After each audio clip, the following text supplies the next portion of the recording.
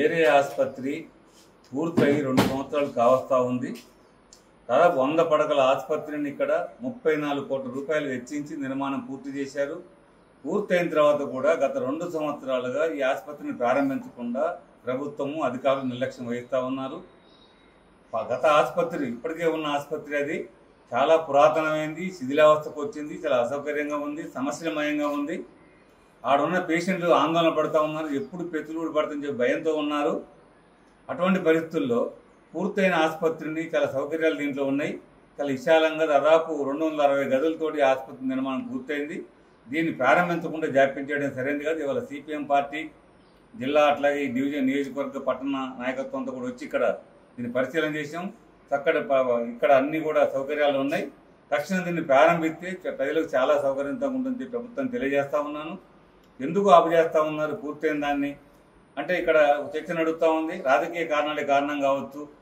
ఈ ఆసుపత్రిని గత ప్రభుత్వ హయాంలో నిర్మించారు కాబట్టి ఇప్పుడున్న ప్రభుత్వానికి ఇష్టం లేదని చెప్పి అనుకుంటా ఉన్నారు. ఇది సరైనది కూడా, అదే నిజమైంది, చాలా పొరపాటు ఇది.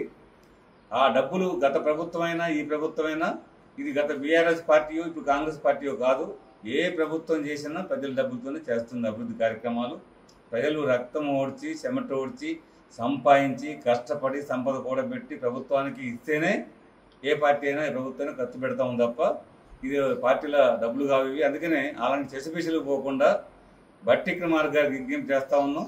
తక్షణం దీన్ని ప్రారంభించండి, ప్రజలకు ఇబ్బందులు తొలగించండి, ముఖ్యంగా పేషెంట్లకు ఇబ్బందులు లేకుండా చూడండి.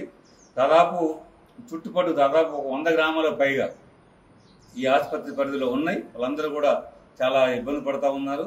మధ్యన పట్టణంలో ఇంటింటి సర్వే చేశారు మా పార్టీ కార్యకర్తలు నాయకులు. పెద్ద ఎత్తున అందరూ చెప్పిన రిపోర్ట్ ఏంటంటే ఆసుపత్రిని ప్రారంభించండి, చాలా ఇబ్బంది పడుతుంది. ఉన్న ఆసుపత్రిలో బెడ్స్ లేవు, సరిపోయిన సౌకర్యాలు లేవు. ఆడ పడుకుంటే కూడా మీద పడుతున్న భయం కూడా ఉంది, ఊడి పడితే పెద్దలుంచే భయం ఉంది కాబట్టి ప్రజలు ఆందోళన పడుతున్నారు.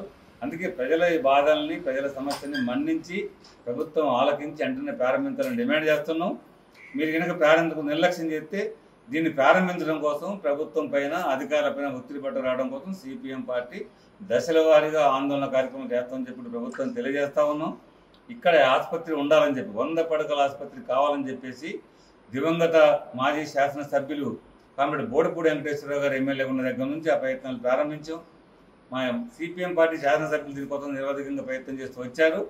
మొత్తం మీద అనేక ప్రయత్నాల వల్ల ఇది ఇక్కడ మంజూరైంది. ఆసుపత్రి అంత అయిన తర్వాత రాజకీయ కారణాలతో ఆపొద్దని చెప్పేసి దీనికోసం ఆసుపత్రి కోసం పోరాడిన సిపిఎం పార్టీ అది ప్రారంభించకపోతే ప్రారంభించడం కోసం పోరాటం చేస్తుందని చెప్పి తెలియజేస్తా ఉన్నాం. మీ వ్యాపారం అభివృద్ధి కావాలని కోరుకుంటున్నారా? అయితే వెంటనే క్యూనస్ ని సంప్రదించండి.